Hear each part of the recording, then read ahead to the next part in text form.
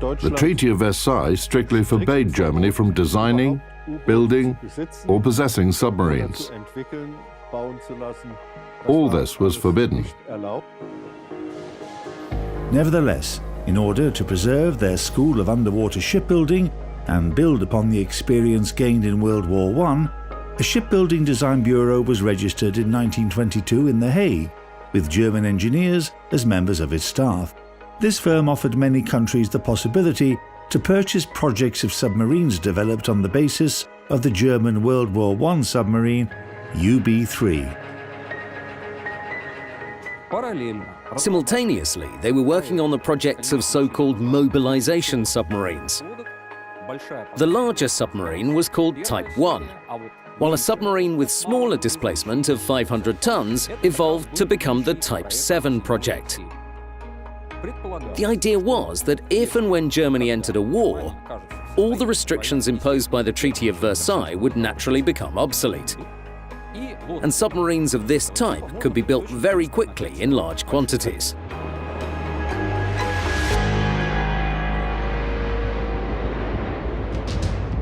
The further development of Type 7 submarines and their construction became possible thanks to a naval treaty signed between Germany and Great Britain in 1935.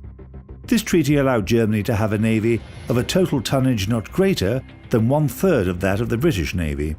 As for submarines, Germany was given the right to have a fleet equal to the British one. The important thing was that this submarine was very easy to construct thanks to its design, which allowed for extensive use of welding. Enormous numbers of these boats could be constructed in a relatively short period of time. Despite the design of Type 7 submarines repeating concepts from World War I, this ship had great potential for further modernization. Thus, subtypes A and B appeared, which differed from each other only in their details. The general concept of a medium submarine with a displacement of 700 tons remain unchanged. A submarine can only have well-balanced characteristics up to some specific dimensions. If it's a large submarine, it starts to have control issues when underwater. It also has problems with surfacing, submerging, and excess trim differences. All this leads to a reduction in a submarine's overall maneuverability. Considering that maneuverability is no less important than combat capability, engineers added an important improvement to subtype B, the double vertical rudder. This allowed them to considerably reduce the turning circle radius, which provided certain tactical advantages.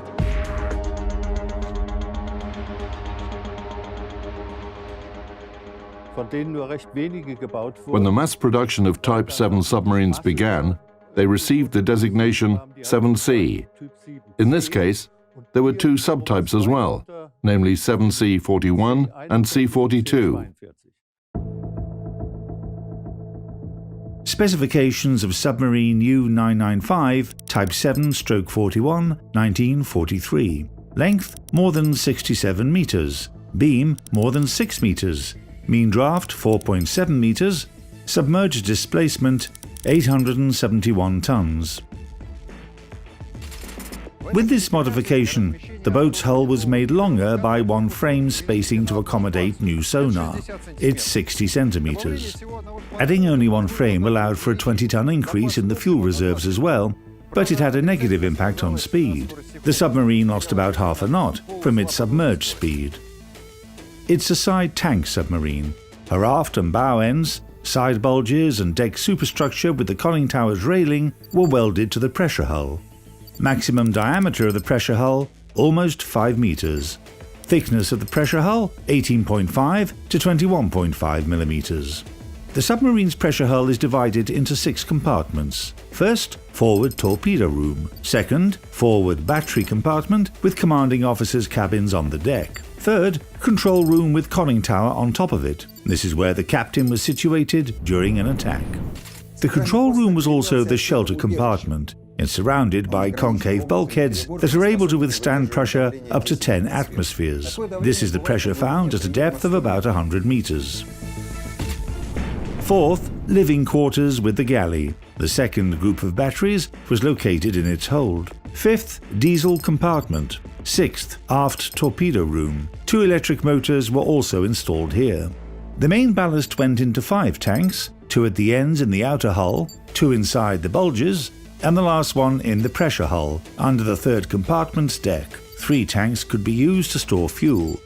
Armament: 5 torpedo launchers, caliber 533mm. Ammunition: 14 torpedoes.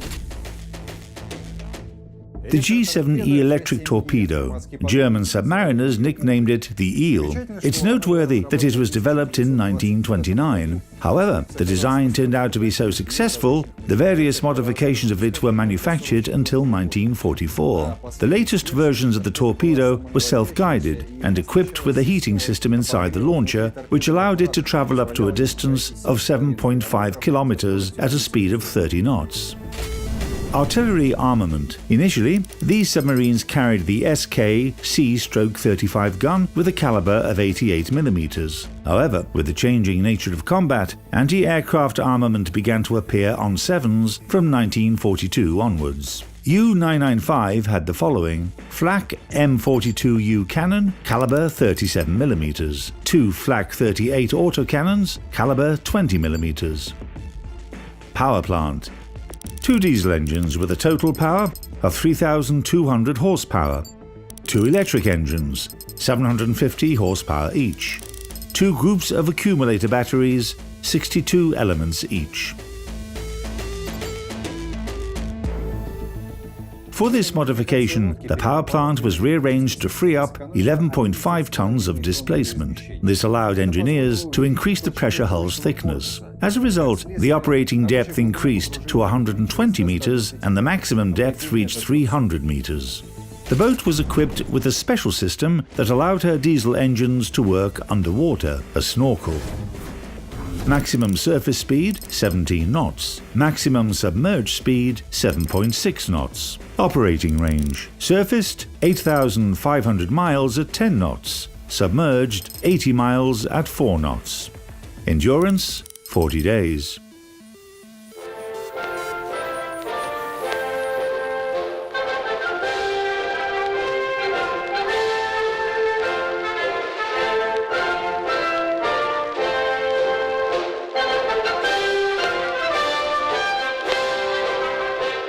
Everything was sacrificed to increase the combat capability of the ship. 2 people shared 1 bunk, and some even slept on torpedoes. All available space was taken up by provisions, and even one of the lavatories wasn't used during the first week of a combat cruise because it was stuffed full of food supplies. To complete the picture, imagine how the air those people breathed was: a mixture of diesel engine exhaust and kitchen smells, spiced with a dense aroma of cologne, which submariners generously applied to themselves as they had no means to bathe properly.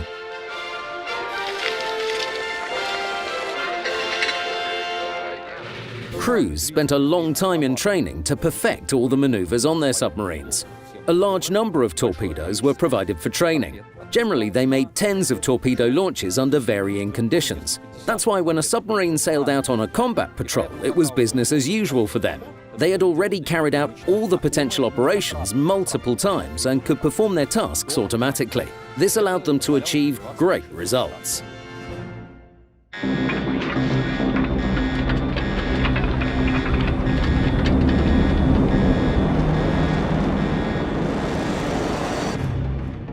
This bunk is somewhat bigger than the rest, obviously. It's where the captain would sleep.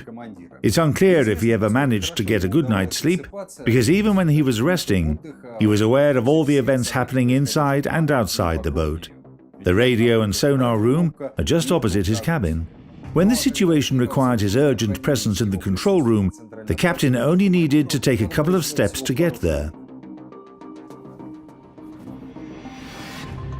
This is the horizontal rudder control station.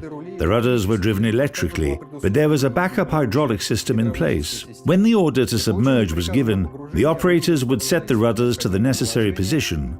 These valves controlled the main ballast. They would be opened gradually as the submarine reached a certain difference, which was controlled with the help of this device.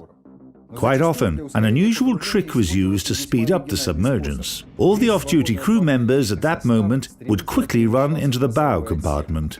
All these actions were perfected during training, so in a battle, a well-prepared crew could bring their submarine from the surface position to a depth of 10 meters in 25 to 27 seconds. This was considered the best result in the world at that time. Ist auf einen bewaffneten Frachter gestoßen. Alarm! Auf Seerohrtiefe!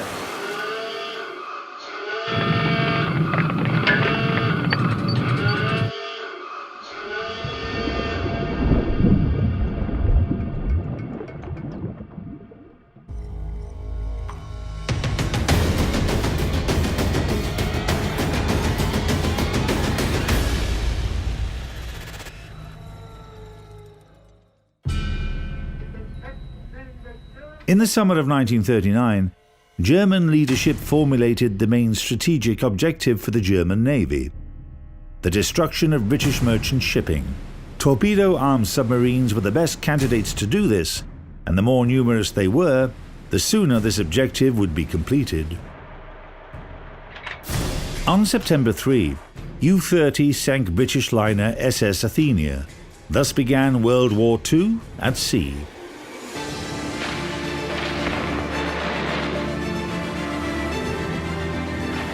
The liner's torpedoing gave a certain reputation to Type VII submarines and to the entire German underwater fleet. The Allies began to arm civilian ships with artillery to fight against submarines. In response, Germany declared unrestricted submarine warfare and started the mass production of submarines. Torpedo launches on Sevens were not very different from their analogues used by the navies of other countries. However, they had a number of interesting features. For example, torpedoes were pushed out with the help of a pneumatic piston, which gave the advantage of a bubble-free torpedo launch. A torpedo could also be programmed with the necessary course, speed and depth without taking it out of the tube. This was done with the help of a mechanical system connecting to external sockets on a torpedo. The required parameters could be set both here and from the central control room. Type 7 submarines were easy to control, reliable, cheap to build, and had a good balance of combat and operational qualities.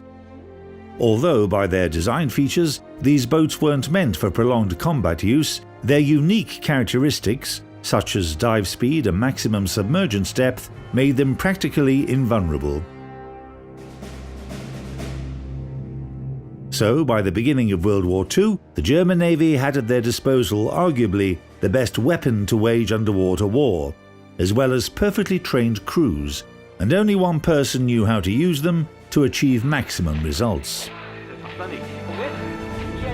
Karl Dönitz was an experienced submarine commander. During World War I, he carried out many successful operations in the Mediterranean. From the very beginning, in 1935, he made a significant impact on the development of the German underwater fleet. He developed the tactics that would later be used by submarines, including the so-called Wolfpack tactic. Each submarine was assigned a position, and the entire group formed a line that crossed the expected route of a convoy. The width of this curtain and the distance between submarines resulted in a high probability of the discovery of a passing convoy by at least one boat. The data on the location and of course of a convoy could also be obtained by radio reconnaissance or aviation. All the information was gathered by an operations center on the shore, which coordinated the actions of the group and sent all nearby submarines to attack a convoy. Once a submarine discovered a convoy, she would send its position to the center and continue tracking the target, staying at a safe distance from it. In the night, she would make a dash towards the convoy, surface and deliver a torpedo strike. During this, she remained invisible. The visibility is very poor at night, so you would need to search for her, need to discover her. Unlike destroyers, after an attack, she didn't need to retreat. She just dived and that's it, you couldn't see her. She then moved to another position to deliver another strike, and as there would be many submarines and they all attacked almost simultaneously, it caused the convoy's escort ships to spread out. So they would attack one submarine and another appeared. Chasing the second submarine, a third one would emerge. Like this, subs got closer and closer to the convoy, which remained virtually defenseless, and this all resulted in a very serious loss of tonnage. It meant that you could quickly and efficiently destroy convoys.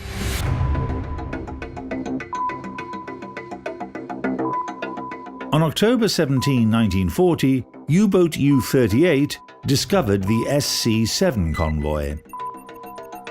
The sub sent the convoy's coordinates to Dönitz's headquarters in Lorient. They were immediately forwarded to all the submarines patrolling that area. Throughout the following day, gathering submarines attacked 3 ships from the convoy.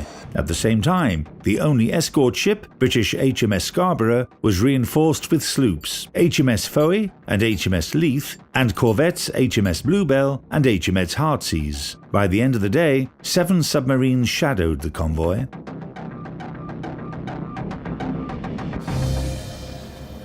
The night of October 18 to 19 was ideal for underwater predators, with a full moon and calm sea.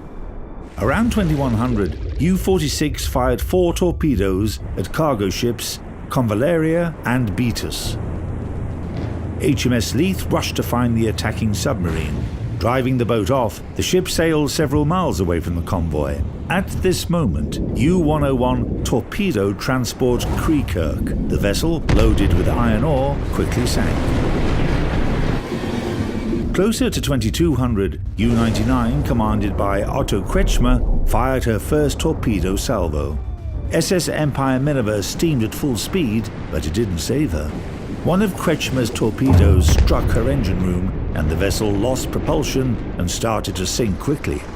Escort ships rushed about among the spreading cargo ships, trying to get them together. Meanwhile, U-99 made its way to the formation center and struck the convoy ship at point-blank range without even aiming. Here's how Kretschmer described those events in his battle log. 22:30. Firing from the forward launcher at a heavily loaded transport, the torpedo misses but hits another, even larger ship of about 7,000 tons. The vessel sinks bow first. 23:55. Launching a torpedo at a large dry cargo ship. A hit. Her bow section is destroyed up to her bridge. 00:15. I'm constantly hearing the explosions of torpedoes launched by our submarines. Destroyers rush about and fire star shells explode from time to time, but to no purpose. 01:38. Firing from the forward launcher. A hit. The vessel sinks. 01:55. Firing. A hit. The ship sinks in 40 seconds. Around midnight, cargo ship Assyrian, with the convoy's commodore on board, spotted a German submarine directly in front of them, some 90 meters away. In an attempt to ram the enemy boat, the steamer engaged full speed ahead, but soon found herself far from the convoy and without any defenses. At 1:22, the vessel was torpedoed by U-101. At around 5:00 in the morning, U-123 used her artillery to finish off transport Clintonia, which has been abandoned by her crew. The gunners got so excited that they almost fired at Kretschmer's U-99 that happened to be nearby. At sunrise, the submarines left, having sunk 20 and damaged 6 of 30 cargo ships. The following night, convoy HX-79 sailed through that same area. It consisted of 49 transports and 12 escort ships. Despite quite strong defenses, 5 German submarines managed to sink 12 vessels from the caravan in the course of several hours. As a result, in 3 days, the Germans had routed 2 Allied convoys without losing a single submarine.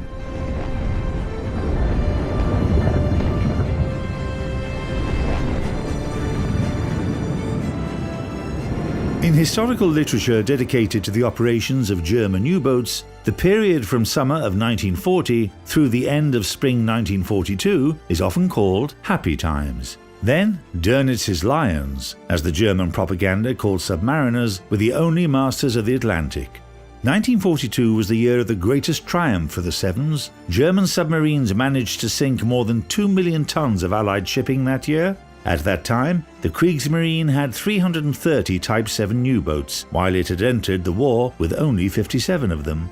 German shipbuilders launched a new 7 every 2 days.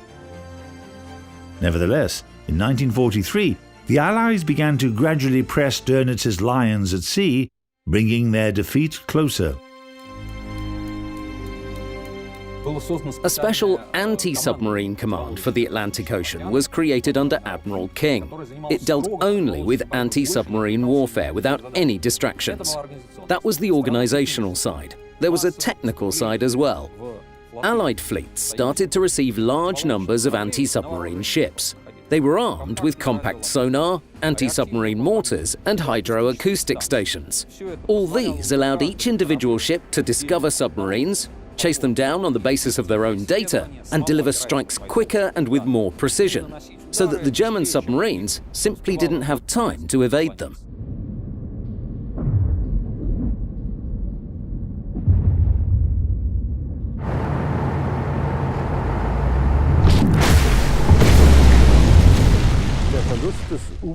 Defeat in the underwater war wasn't a sudden event, but rather a gradual development.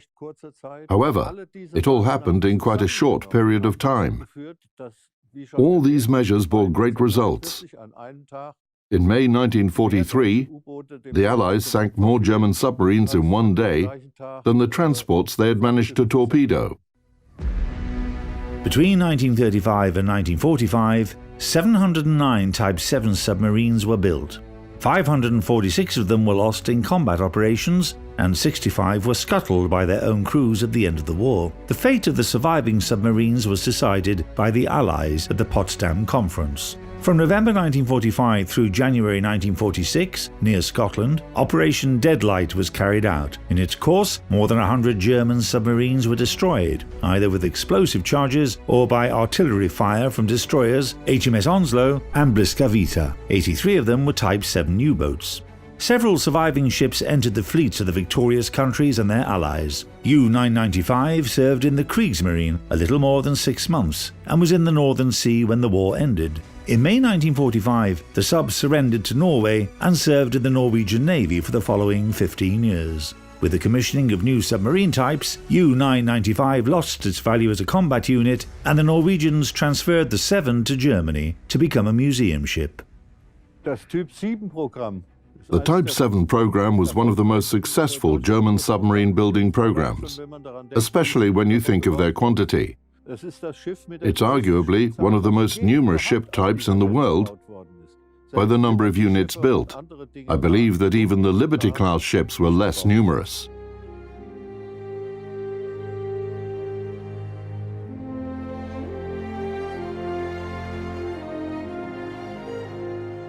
Type 7 submarines are quite controversial. Some say that they were the best ships of their type. Others simply call the 7 a steel coffin. Undoubtedly, these submarines were very effective, but as history proved, the development of anti-submarine warfare didn't leave them a single chance of winning. The 7s can be compared to a sword. It was a threatening and effective weapon in skillful hands until the introduction of gunpowder.